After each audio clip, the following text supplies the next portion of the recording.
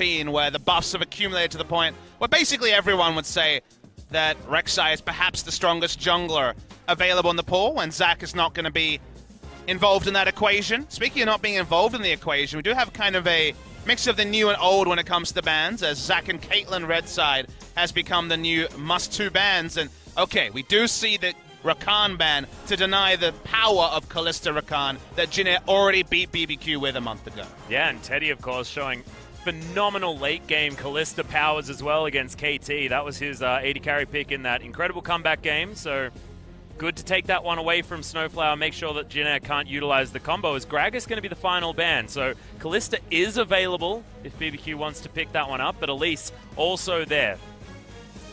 And when it comes to answering junglers, there are quite a few banned. May have to jump onto the Lee Sin as, ooh, the Mannerm Warwick hover. I love it. Fantastic. Just letting know that if he wants it, it's available. Yeah, there it is, You can pick that one away from BBQ. Teddy with a wry smile. Mm-hmm. He's just trying to work out what he's going to hover when it gets to the second round of picks. I think the Kalista's just going to be claimed. If you guys haven't been following LCK this week, Kalista has become first pick, first ban status, basically. Even when Rakan's not available, people are seeing how much it empowers the support, as you can't help but snigger at the Warwick hover as well. Yep. Thresh is being considered. I'd actually really like a Braum pick up here for Jin Air to deny the potential Sejuani Braum, but definitely a powerful bottom lane. The overextending duo.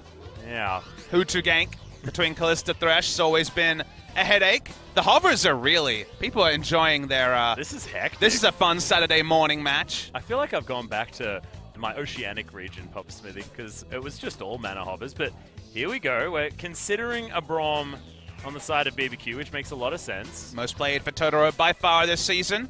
Not many champions with high win rates, you'll understand, given that BBQ have only won 6 games, and 4 of those are against Everate. We could have a long draft on our hands.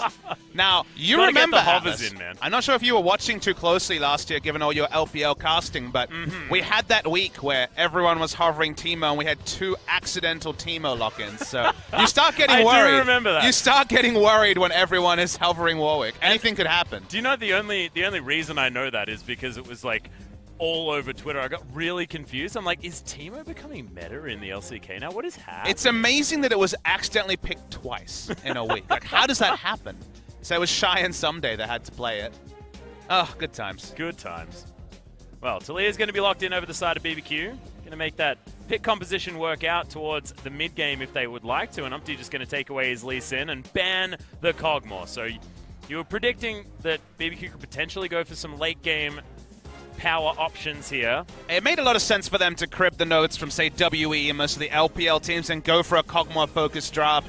Because, again, that's what they were playing before it was really accepted meta. And more teams, including KT Rolster, showing us that going for protect the hyper carry is becoming more of a staple strat. There was an interview with Mata where he basically said, look, we really do feel like protect the Kog'Maw is perhaps the strongest in the meta next to a Kalista comp, Kalista 2 item, Kog'Maw 3 to 4 item. So no surprise that Ghost will have that deny from. Could still play the Twitch. Yeah, they have the Braum on his side. Would be pretty powerful, even if the laning phase would be a bit sad.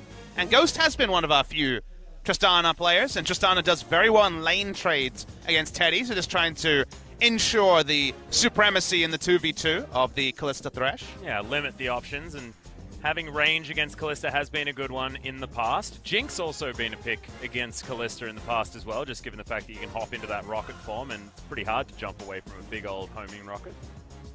Kuzan and so on looking for their picks. Given how much value they got out of last pick Yasuo, a mid lane blind pick would make sense, and Teddy jumping on the Corki for Kuzan would be pretty obvious. It's a good matchup into the Talia, but Lucian can be used as well. Kind of can pick and choose between the two. Interesting they go for the champion with the lower magic damage, given they have no magic damage on their team. Yeah, I wonder what Soan's thinking about, if that is going to be the lock-in, and it is, so... The hovers continue. The hovers definitely continue. Get to the Warwick, Ghost. Come on, mate. Pick up your... There it is! There it is! Beautiful. Lock it in. Oopsies! Oh, no! Okay. It looks quite a lot like Twitch, if you think about it. I know, I actually thought that was the accidental lock-in for a second there. Oh, my God. Okay, Twitch is going to be picked up, though, and that makes a lot of sense. Just choosing a different late-game option. Definitely still a few on the board. So and speaking of a Wasn't too worried. lot left on the board, Atlas, there's a lot of different ways you could approach top lane. You could have just gone for the blind Renekton that I think Crazy would have been going for in previous weeks. He's going to jump on the Jace, a bit of a Khan-inspired pick. Yeah. As he was a big proponent, or he has been a big proponent, of blind picking Jace top, and Janair desperately needed magic damage, so you could kind of do the math and work out what they were going to select. Yeah, certainly could imagine that Rumble would be the option there. Surprising, I mean, BBQ probably could have just put Crazy on it and denied that option away from Janair, but maybe they had a plan anyway, and that is going to be that. So Rumble locked in towards the top side. Janair with a powerful composition. We'll see how Kuzan goes on the Lucian into the Taliyah. Yeah, the big story here is they went for the Jace because they knew it would have lane pressure against basically any top laner, and they heavily suspected that it would have to be the Rumble because Corki mid was not selected and Lucian was taken instead. So Jace will have lane priority. Mid lane's going to be pretty even, but in the very early levels, Taliyah just has shoved before the auto attacks and Q are enough for the Lucian. So there are definitely windows for BBQ to play around. And while Twitch's not going to have the happiest of times in bot lane, otherwise you can feel like Bless can largely pick up the slack and make things happen around the map. Do you feel like Bless has a big job on his hands, especially towards that bottom side of the map, though? Because Twitch Braum, not necessarily early game powerhouse lane, and Kalista Thresh has always been focused on that lane dominance in the early stages of the game. We'll see whether it is going to be the Elise moving down there and helping them through. It's two schools of thought, right? You can either leave it to its own devices and it will lose, or you can gank it at level 2 and abuse the concussive blows and try to get a cheesy early gank in. So there's kind of two ways to play it. He has a strong rest of the map, so there's options for Bless, and we'll be able to evaluate which of those two routes he takes. Yeah, where he's going to go, of course. Humpty also wanting to try and capitalize on these pushing lanes, but what have we said throughout the entirety of Summer Papa Smithy? Pushing lanes are a way to win League of Legends, and we'll see whether... Whoa! That is definitely not the champions that we have. Garen versus Nah, baby! Oh, I can't believe that Galio versus Nami's in the jungle. Let's do it!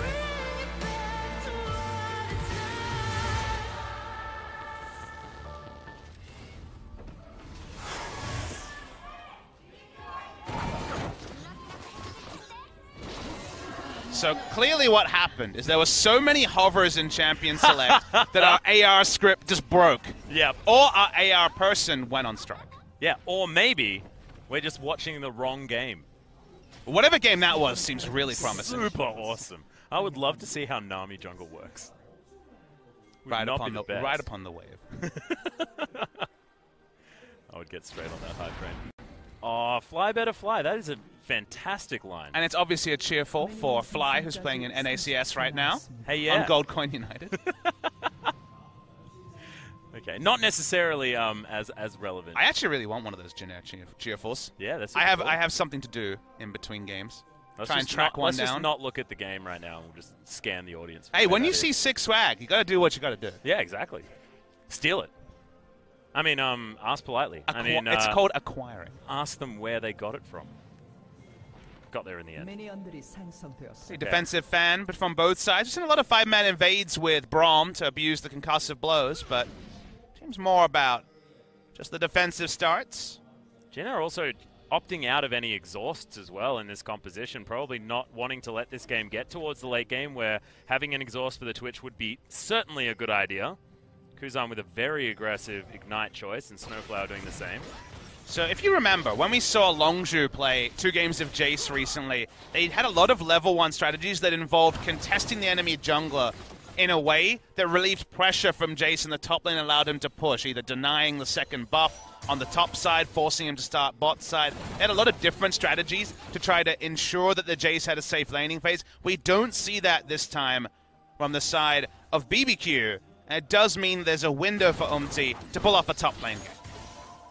Well, Kuzan's playing very aggressively here, actually being able to push Tempt up this time. Threaded volleys not necessarily being enough, and he's being able to hit some of his piercing lights and get some good damage onto the Taliyah. We're going to see more and more Lucian mid lane. Very, very good pick against Corki in particular. Yep. Seen more of the Taliyah blind picks than the Corki blind picks recently. But Lucian does crush that lane very hard. Checking in on the junglers, both of them up towards the top side of the map now. Bless taking down his blue buff and is a little bit further ahead than Umti, who's just recently moved up towards his Krug camp as well. So Rift Scuttler for Bless, and Umti just going to take down those Krugs. So No one necessarily starting any ganks off just yet. And So1 and Crazy have their waves relatively even. Bless is jungling top side, so the idea of an early bot lane gank's not going to happen. Yeah. And you could imagine that BBQ probably wouldn't mind it. As you can see, Snowflower and Teddy in a pretty good position. Try and get some free damage onto this turret. Bless has been a really hard one to read because if you remember the series we saw from a couple of days ago, had that fail body slam flash under turret and led to a kill on the side of Longzhu. He really hasn't ganked very much. He's been much more of a farming-focused jungler, and yet he'll pick Elise. He'll pick champions with early pressure and then really not initiate much of anything. It's not necessarily been his mechanics that have been a problem, but you almost feel like he should take a page out of the ambition book and just play Sejuani and farm rather than taking Elise and largely being pretty anonymous on the map. Yeah. Kuzan now going to tank up an entire minion wave. Tempt is going to be able to utilize that nicely. So1 up here towards the top side of the map. Very comfortable. Doesn't need to worry about spiders with where that wave is. And now the push from the Taliyah is working out for Tempt in the mid lane. So normalcy has been reached finally, Pub Smithy. And I realized we never gave the OGN Legion an update. Two of us went to Australia for a week. I don't know if I saw a single spider. Oh, hang on. Yeah, neither did I. I mean, it's the middle of winter. I mean, spiders generally don't like the wet and the cold. And or all the spiders have left since the last time we were there. Yeah, or maybe the fact that we took so many of them with us here to Korea. Just not enough breeding pairs remaining. We've done a great service to our nation. Yeah, well, it's true. I was just worried about getting homesick, so I thought I'd just take some spiders with me. That'd help things out. Bless finally finds himself towards the bottom side of the map. Lots of pings, though. Down here as well, as there is a control ward, so Tempt does have a way down if he wants one. Now Kuzan dealing with the minion wave. Teddy and Snowflower do need to be careful and respect this Taliyah. But it's just going to be Farm City. Yeah. Average game time for Jin Air has gotten considerably longer because they played that 60-minute game against Katie Rolster.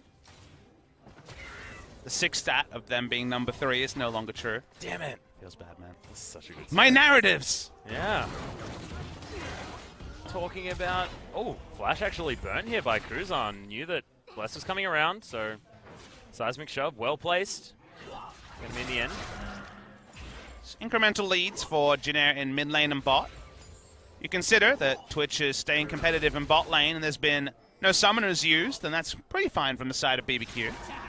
Probably going to be feeling good about it. Is this more a story of when Teddy's able to pick up Blade of the Ruined King or something like Blade of the Ruined King and the Hurricane before things become a real problem? Just because the 2-item spike a little bit better for the Kalista than the Twitch, or should the domination be starting right now? It's interesting because the 5v5 from both teams is not fantastic. You know, it's not really initiation per se on either side. There are champions who can initiate, like Thresh and Braum, I guess, but initiation's pretty low. So I agree, the item spikes are better for Jin Air early games, so 2-item Kalista, there's not really going to be teamfight answers on the side of BBQ for that. But BBQ do have very strong side lane push with Jace. They can also make plays with Taliyah, so a lot of things can happen this game, but there's no inevitabilities. Like a lot of the recent drafts we've had where the break-even points are quite clear for everyone watching. Yeah. Well, and also there's been some question marks with how both of these teams have played out some of their compositions based on, you know, when they're strong, utilizing spikes, things like that. It was always Jin Air's problem in the spring season that they have shored up a lot here in the summer season, so we'll be looking to see whether they have improved notably. Be able to actually utilize things like the, you know, level 11 Rumble with the 2 points and Equalizer, and now level 6, they do have the opportunity to utilize some of those item spikes, but hasn't even been back to base yet. Currently down a few CS towards the top side of the map. Crazy's Jace actually doing some work. Just Farm City. Farmville in League of Legends form. Hey, yeah, but look, that was a steal on a red buff. That's exciting. Okay, that's going to be answered though. A mirrored steal, just as exciting. Oh, not quite as exciting, honestly. The Braum got punched a couple of times, possibly even kicked. Tempt's coming top lane. Yeah, looking for the dive. 3 men up here. Equalizer does go down. Probably wanted to hit most of the minion wave there, though, as the seismic shove does come back. So1 gets down, and Tempt very close to dying. Flash from Bless. And that dive could have been better, but also they did manage to at least get the kill and get out. And there was no sick equalizer really possible in that scenario with 3 people with their flashes up. He wasn't really going to be able to turn it around. I thought it was decent, but in the end, they'll get the kill anyway. Ghost shows up mid lane, going for a bit of a roam, but at least a bit of action in what has been an inactive first 10 minutes. Yeah, Ghost just picking up the farm where he can. Not wanting to let that one go to waste. His tempt is only just coming back. He doesn't want to walk up to him, Yeah, probably not. Has the Dragon Rage kick, so needs to be a bit respectful. Okay, now Ghost makes his way back down. You can see Teddy happily farming though on the bottom side of the map. Now ahead by 18 CS, so that lead getting more and more notable as things go on. Playing a lot more Kalista recently. With Caitlyn on the permaban list, Teddy's moved away from Varus, and like most of our Korean AD carries, been loving the Kalista. Yeah. Has actually been playing very well as well. His Ragebait Kalista was awesome to see, and the Game 2 win over KT. Maybe that's why I loved it so much, because he played Rageblade Kalista. There were 2 Rageblades in that game. There was, which is many more than we usually see. Yeah. It's normally 1 maximum if you've got a Cogmore in the game, you know? I think Kalista Ragebait is a 6th to 7th item. Definitely don't want to pick it up earlier than that. Wow, Bless is actually just going to smite that one away. Spotted Umpty making his way over, but now they need to make sure that they gather their blue buff as well, as in goes Bless. There's a Cocoon. Yep. Seismic Shot hits, and the Cocoon. Everything. Nice. That's going to be a good gank in the mid lane. Nicely done. And that's why he gets the blue buff. Yeah. And now he can actually just go over and grab his as well. 4 versus 5 on the map means that they can go advantage. Top lane. Remember, Flash is down, and they have Weaver's Wall. Oh, dear. So one definitely knows what's up. Doesn't have the flash, but gets to the correct side of the Weaver's Wall. But now there's no turret to even do anything. It's just going to be another easy one for Bless. Nicely done once again for BBQ. Yeah, nothing So1 could do. The moment that he got the information from the mini-map, he was still going to be dead by hook or by crook. Nothing that could happen there. Umti has been a bit like Bless in recent series, a bit out of position in both of these moves, was shadowed on the blue buff steals, bot lane. Yeah, does land the hook. There's the flayback. Goes doing a bit of damage here as Totoro gets rendered. Takes a fair bit. Thankfully, Dark Passage is there, and Jin Air had no real worries as far as losing that fight. 30 CS is now the advantage for the Jin Air bottom lane.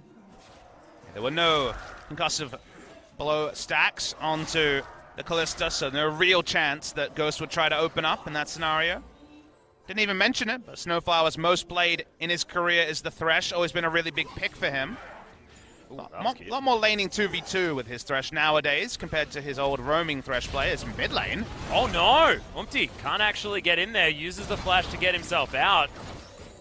Tempt, nice outplay. Does invest the flash, but gets one from the jungler as well and takes a big portion of his health bar. It's just awkward that there's been 3 kill involvements for Tempt in a lane that was specifically picked to try to shut him down. So for Kuzan and Umti to have a death between them and no other kill involvement is pretty significant. It's now Umti's bot lane, but spotted. Yeah, he's going to be able to clear out that ward though, as someone moves over a control ward of his own. And BBQ, a lot of control so far this game. It's been a lot of farming from Umti, but hasn't been able to get anything for it. Now goes back to base, just gets himself some boots and starts moving out. There's the flash from Totoro. Okay. They're looking for Teddy, just takes the Dark Passage. Bless can't get himself in. So, okay, flash ult now down from Totoro. Got a goal there, straight through the middle. Yeah. No other involvements. Awkward, given that Bless had invested his time coming to the bot lane. Bless has all the gold, though. 3-0-0. Yeah, and we were mentioning the fact that he has been a little bit of a passenger in the early game. Thankfully, he has turned that one around here this time. Spotted on a ward. Value ward for the very last few seconds of its existence. Now going to die. A lot of pings going down. Umpty wanting to capitalize on it by moving up towards the top side of the map. Now Crazy moves over. There it is. Can he land the Q? Gets the kickback immediately, but Crazy probably enjoying that one as the ultimate goes down, but just does a bit of damage to some minions, and that's just the flash gained from Crazy. Yeah, the ultimate would have been correct if Flash was down on Jace, but because he had it up, there was no chance he'd be able to pick up a kill. Observers showed us the turret in the Kalista Thresh lane on the side of BBQ is perilously low, which makes sense given that we talked about how they're outclassed in the 2v2 pretty heavily. And that's with some jungle involvement. Will mean that the gold will be evened up if that first brick does go down in the next few minutes for Jin Air. Whether or not they can actually get up there and do it, though, is the question. And we've got Twitch back in base, so now could be an opportunity. Speaking of which, Tempt moving up towards top. This should at least be the flash from Sohan as he's moving himself out of the way. And there's first brick, just donated over to BBQ. Yeah, but picking up first brick when Jinair had done so much work just straight up in the 2v2, it's pretty significant for the side of BBQ. As you can see, turret will come up and answer it. A lot later, no extra objectives to be picked up on the bot side as Drake isn't up, but they'll try for a red buff. though. Yeah, going to try for a Lee Sin at the same time. There's a concussive blows. Ultimate comes out all too easy for Ghost as he picks up the kill. Over aggression, and now it's all going wrong as that was one hell of a prediction from Bless. I say one hell of a prediction, I mean, pretty sure he was definitely not going to be there. Dragon Rage kick was on cooldown from Umti. I don't really know if we caught that on screen, but certainly didn't find any massive value. Didn't have it to be able to kick the Braum through the Twitch and thus get away. He just kicked crazy on the top side of the map. Ah, that's right. Well, didn't find any value from it whatsoever. Still going to be 0 kills on the side of Jinair. Teddy's got his Blade of the Ruin King, though. Faster than that of Ghost, so at least for the next little moment, we'll certainly have a strong point of the map. If the comps were reversed, and it was 4 kills on the side of Jinair, kills reversed, I should say, then it would have been a really pretty big significant factor because Jinair have the earlier 2-item power spike and would have been able to potentially snowball away. BBQ wouldn't have been able to take a team fight, but because BBQ have all the gold, we're actually pretty even in a phase where Jinair should have a pretty sizable lead and also be confident enough to take team fights with both Kalista and the Rumble. Closing in on 1 item. So as things are, BBQ will be very happy with how the early game went, and it will delay objectives like the Rift Herald and potentially further Drake stacking that Jinair set up for. Oh, Snowflower, really nice sidestep. Gets him out of the way at 2 skill shots. Jinair going to be absolutely fine. Ghost up here towards the top side. And he's going to open up onto Teddy.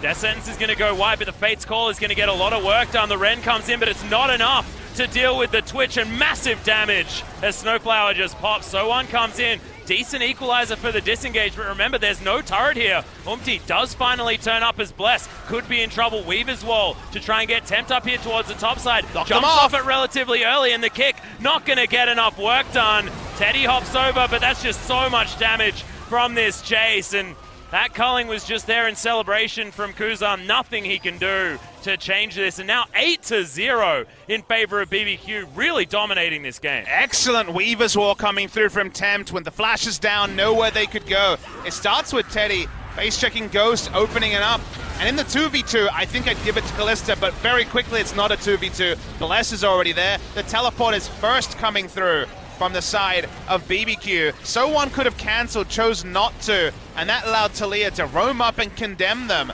to no ability to get out. There's no way Jinair can disengage with flashes down with their remaining few, and another time that Kuzan, instead of just being focused and playing around lane Jinair, Umti just ganking the Talia and allowing them to get advantages in a lane where Lucian does very well against Talia. They keep playing around the map, being surprised at the Weaver's Wall is the difference between the two teams. And Kuzan's just late to every rotation because he cannot match the speed of the Weaver's Wall. And that Weaver's Wall was also fantastic enough to mean that he couldn't even Relentless Pursuit over it to get himself a good line into that fight. You saw where he was on the minimap when that came through. He was just towards the tri-brush, but still unable to get there. Unfortunate that we didn't actually get to see the exact placement as far as cutting off the jungle, but it must have been a pretty special way to do it from Tempt in order to deny that. Very, very cool. Tempt now trying to work his magic towards the top side as Teddy and Snowflower once again trying to take down turrets. There's the hook though onto the Talia, played back as well as Teddy looking for this one. Fate's Call comes in, they knock up the Jace, but Snowflower in so much trouble yet again. Tempted the threaded volley, that's just going to be easily enough, and I don't know why they decided to go for that 2v2. Yeah, a bit boneheaded, honestly, from the side of Jinair. Why are they brute forcing against Talia Jace? Champions that scale so well with 1 to 2 items. It was Blade the Ruin King Phage Jace, and actually bringing back the GLP build from the side of Tempt rather than going for mana regen or cooldown reduction. There was so much extra power. Both of them already had kills. There was no world where they won 2v2. Very disrespectful from Jinair. Well, disrespectful yet again for So1, who's pushed up very far. Concussive Blows is going to be able to do this as the Contaminate should get rid of So1. It's just a lazy auto attack. Ghost feeling very, very good. Now 10-0 for BBQ as far as the kills are concerned. We've got a 6,000 gold lead and a Rift Herald about to fall down. Couldn't be more in control at 18 minutes into the game, and this is a fantastic look for a team that honestly just rolled over and died against Longzhu. And that's the thing, is that to take nothing away from BBQ, have played a really good game, surprisingly so, and a lot of their members like Bless, for example, standing up after being wayward in recent series. Lazy is what I'd use to describe Jin Air, because their decision-making seems almost absent. If you told me that their shot caller, for some reason, lost his voice, was sick today, it'd make more sense than what we're seeing. Because it's a team that beat Samsung just a couple of series ago, beat KT just a couple of days ago. We thought their hard schedule was over, and this would just be a celebration of the movements forward they've made, but actually it feels more like the ghost of Jin Air's past rearing its ugly head. Yeah, this was going to be the demonstration of what Jin Air can do, about them deserving to be on the top side of the standings. And now we've got a Rift Herald charging down the mid lane. They've already taken out one of these turrets. There's the Weave as well, breaking things up, but another charge. And there's just a flick back. That's going to be Blessed picking up the kill onto Snowflower. Nothing he could do. Eventually, at least the Rift Herald falls down, but other than that, it's some good damage on this inner turret, and BBQ continuing the pressure. Thankfully, Jin Air got that one dragon in a turret, because honestly, this is looking like a perfect game. Otherwise, Equalizer used for a single wave, but with Braum, they don't even have to respect it. They could have fired out the Equalizer for one wave, then the culling for the next, but Braum is the answer to that sort of safe wave clear. Looking difficult to see Jin Air even put a kill on the board, despite having good engage and good options for early game team fighting. Maybe we're going to have to see the reintroduction of Ixu, and we're certainly going to have to see a different Jin Air in game 2, regardless of result. It's not a 20 minutes to remember for Jin Air. No, definitely not. Baron just going to be spawning right now. And a cheesy Baron is one way they can get back into the game. They have Double Blade the Ruin King and a Callista for Secure. No Leandris yet for the Rumble, but obviously going to be on the menu. So very difficult to see how they'd actually be able to sneak that objective, but they are set up to kill Barons. Yeah, there is at least some vision on it for BBQ at the moment. But you're right. I sort of wish that they were the ones that picked up the Mountain Drake as opposed to this Ocean, but does mean that they're not going to get as punished if they take some damage from the Baron to utilize some of the optimism. But right now, I just don't expect Jin Air are going to be making a move like that. Proactivity has not been something that they've opted into at all this game. Omti hasn't been getting any of the ganks that he's been known for on this Lee Sin in the past to be able to do. And now it's them checking this Baron buff to see whether it's BBQ making the decisive play to try and pick that one up. You just get items you'd never see in a normal game. You get a luxury Knight's Vow. Yeah. After already getting the Runic Echo and the Haunting guys, so both damage and also extra safety for Ghost is now available from Bless. And you also get a team comp that usually doesn't want a 5v5, but now the threat from Crazy Intent, 4 kills between them, and even Bless, throw that in there as a 5 kill at least, is so high that usually you just assassinate Ghost and things are happy if you're Jin Air Greenwings. Now you don't even have the luxury of waiting for Ghost, because there's so much that everywhere. Yep, and they're actually going to just try and take down Teddy, but they're not going to be able to. Fatescore gets Snowflower out as well. Intelligent to try and focus on the Callista rather than the Thresh, who could just get pulled back in, but it's now a cooldown that they don't have access to, and the Weave as well is going to block off this inner turret. Just feels so controlled here from BBQ. Temp looking great on the Taliyah that he did struggle with when he was against Longzhu. But it's no surprise. Best performing champion for Temp to go 50% win rate on the Taliyah if they win this game, which is certainly looking very likely. And we've had a lot of games, that Longzhu game accepted, we've had a lot of games where Temp has had a great individual game on Taliyah, and yet BBQ have still lost. He hasn't been able to make up for multiple losing lanes or Bless being too passive in the jungle. This is one of those rare exceptions where his teammates have been on the ball, and the Taliyah has been the icing on the cake, because his Weaver's walls are, top 2 in the league in terms of placement. They've been outstanding. Really fantastic. That one towards the top side that we saw the replay on there as well, denying Kuzan, absolutely fantastic. Blocking off So1 multiple times.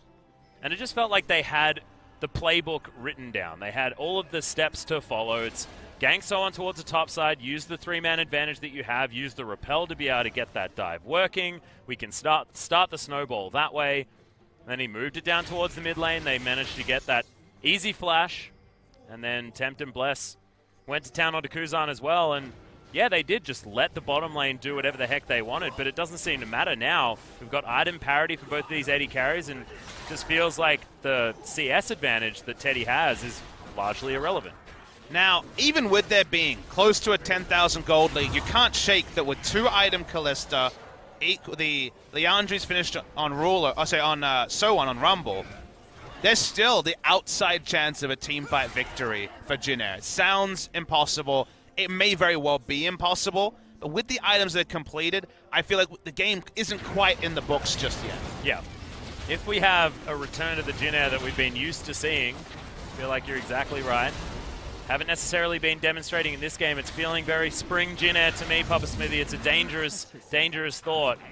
And with another Mountain Drake falling on the side of BBQ, this Baron is under more and more threat as this game goes on from the power of BBQ, who also have the 2 Blades of the Ruined King, as well as an Elise that is very accelerated, almost has the Leandris. We might even get one of them out of Tempt as well. Basically a battle of 2 teams ready to delete Baron, and like you say, with the double Mountain, they really cannot leave up Vision for a second now. There is Vision here, but Umti just recall. Yeah, they may have actually seen him go back to base as well, as they are all just piling in on top of this one. Kuzan trying to get himself in, but the Weaver's Wall's there.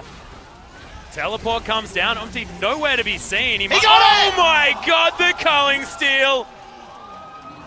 And Bless didn't have Smite. What is this? You saw it in the air. You said, well, the culling's up. They're not going to contest him. But man, the reality of Kuzan buying the Baron so far against the run of play is bigger than any teamfight victory for Jin Air, because it denies a buff off the map and it stops BBQ from being able to break the base. But what?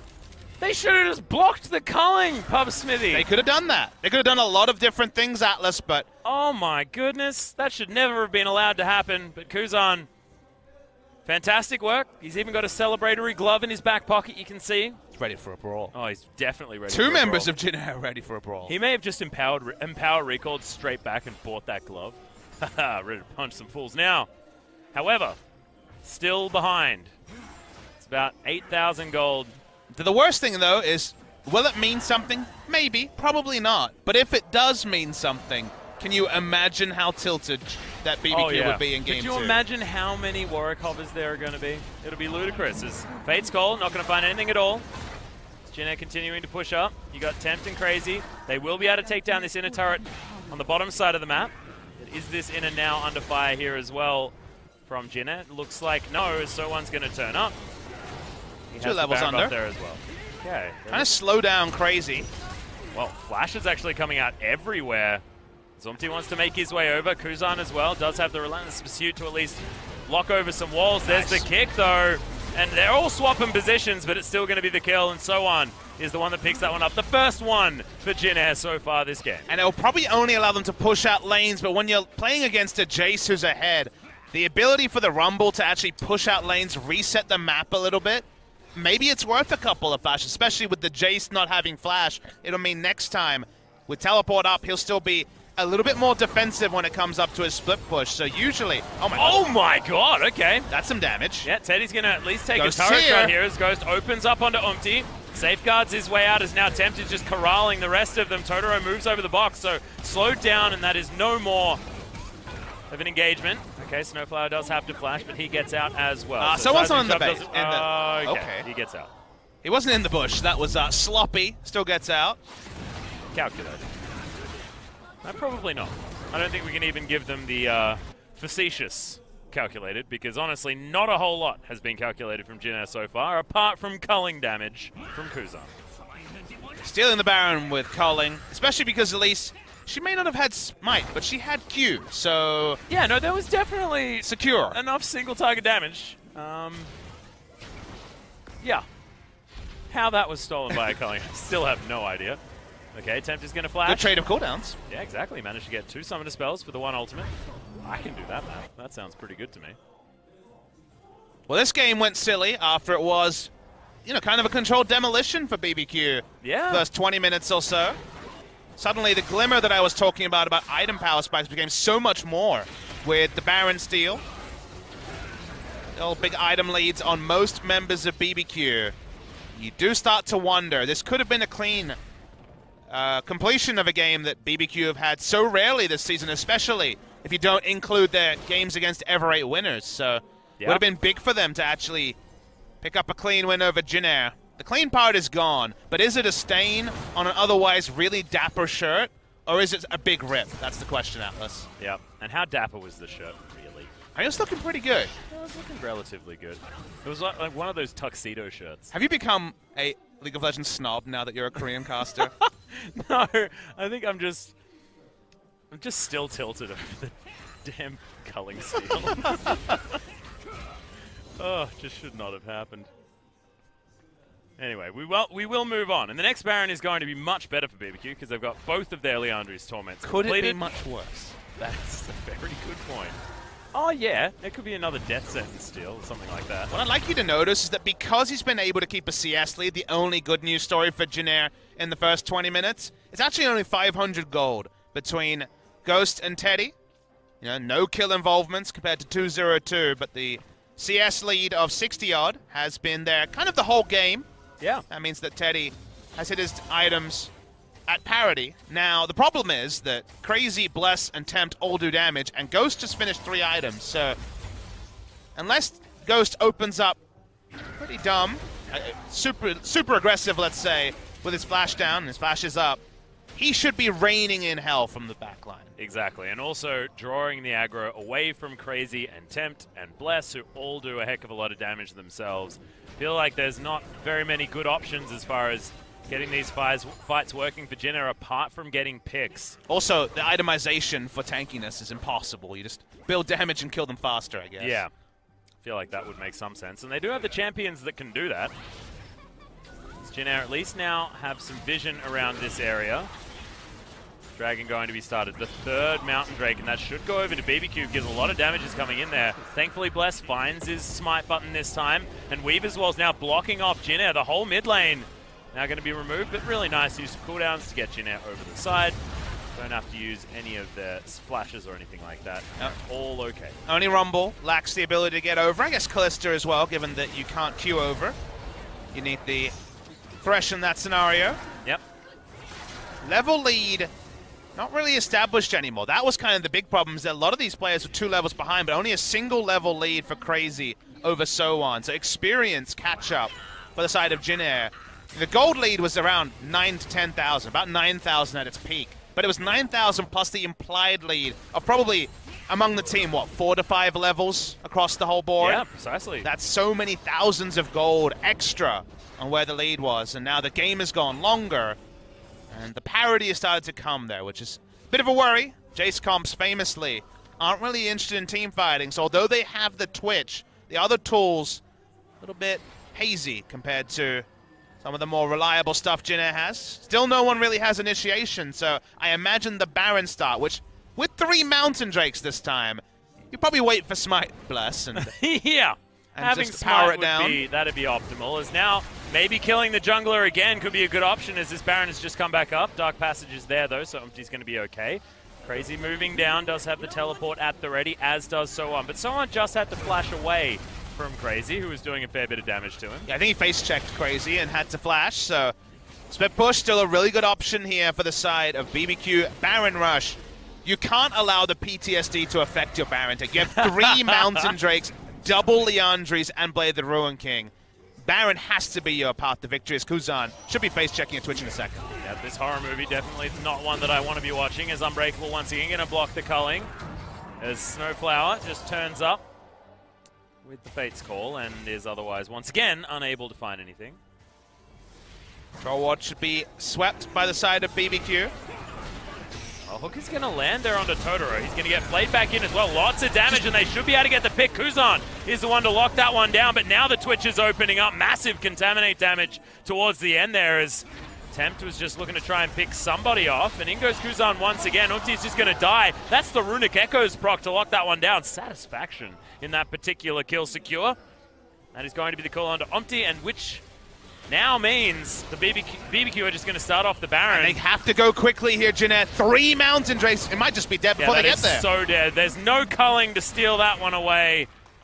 And thankfully, BBQ this time aren't going to blunder at the Baron. 10,000 gold is now approximately the lead, a little bit more for BBQ.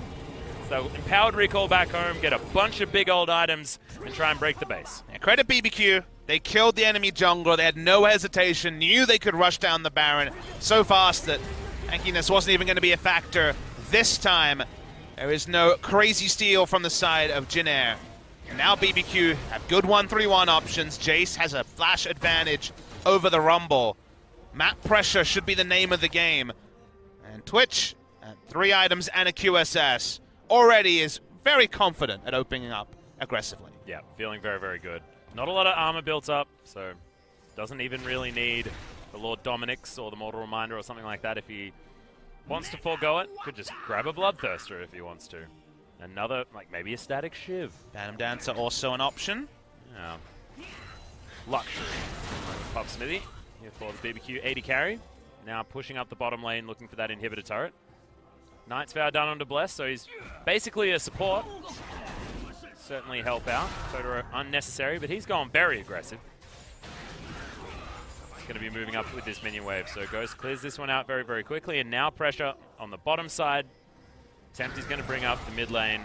Crazy just splitting on the top, so good vision available from Jin Air as there's that ward that sees exactly where Crazy's going to go after this. Minion waves crashing in top and bot near the same time. Also Talia bringing up the mid lane. This is good divide and conquer play from the side of BBQ. Haven't really been in this spot to play this game plan earlier in the season. Yeah. Another minion wave going to move up towards the top side, but at least Jin Air have been able to spread their forces enough, and the wave clear does look to be working thus far. Weaver's Wall is going to block off the bottom side, and we'll see whether they actually decide to go for some sort of fight. Looks like they're just going to utilize this to take down the turret, and there's the Glacial Fissure. They're flashing on top of Tenny, who does get himself out. Fate's Call saves Snowflower, and no kills are going to come in, but the base is broken everywhere. Crazy takes down the top lane. Bottom lane inhibitor turret is going to fall, and BBQ, controlled aggression, gets them everything that they needed. Equalizer comes in, not actually finding too much damage as Ghost forced to flash. And now Jin Air, they're trying to get this fight going. They get one pick onto Totoro. As Crazy moves in as well, but the damage has been done, it feels like, as Super Creep's now heading in, flanking that last remaining inhibitor turret. Yeah, Totoro only really represents an exit kill, and you'll notice BBQ still feels strong enough there to walk up. Super Minions are still far away, so Jin Air can actually fight this. You can see Umti. He's fishing. Yeah, didn't actually use the kick in that last engagement to try and secure Totoro, so still going to be able to have that in order to try and misposition Ghost. Be smart for BBQ to back away. In this scenario, you're only happy to walk up 4v5 if your super minions are crashing in the side lanes. They weren't. It was going to take time, so much more smart to back away. Guardian Angel finish for the Jace, piling on extra zeal on the side of Ghost. And that's a Rabbidan's Death Cap for Tempt as well, and they were pinging out on the Elder Dragon that spawned a few seconds ago. Would make sense to pick that one up, either continue the siege on the mid lane or maybe even just go for Nexus turrets with the super creeps that will be moving up as well.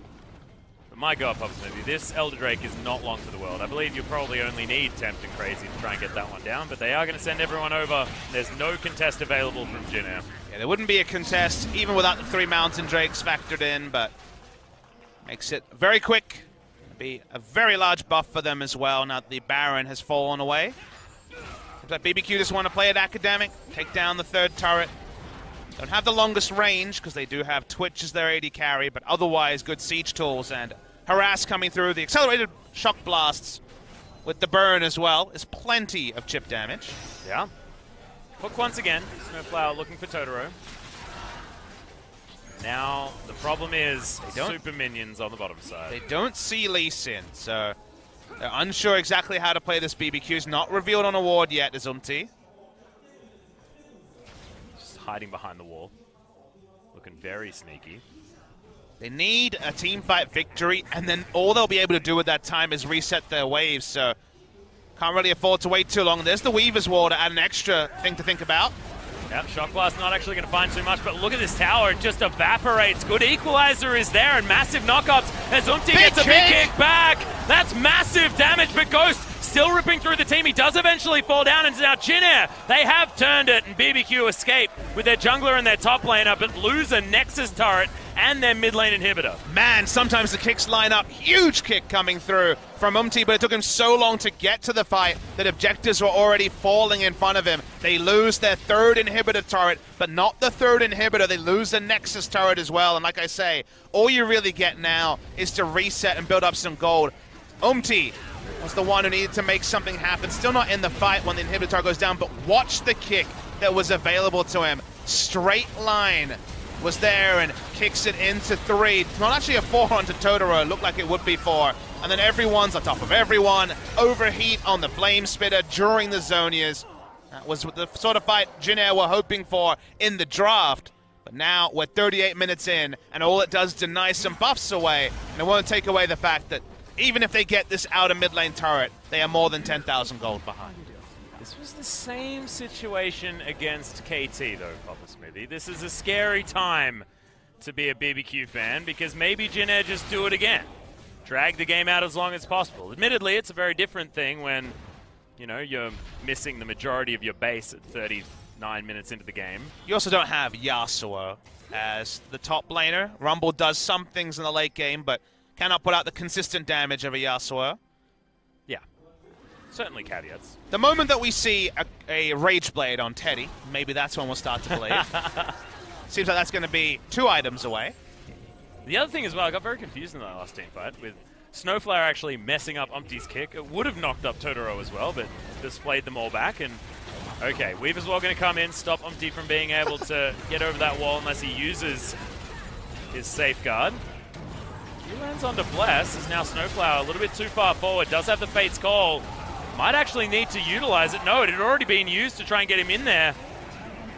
That's just the free kill as Umti now running away.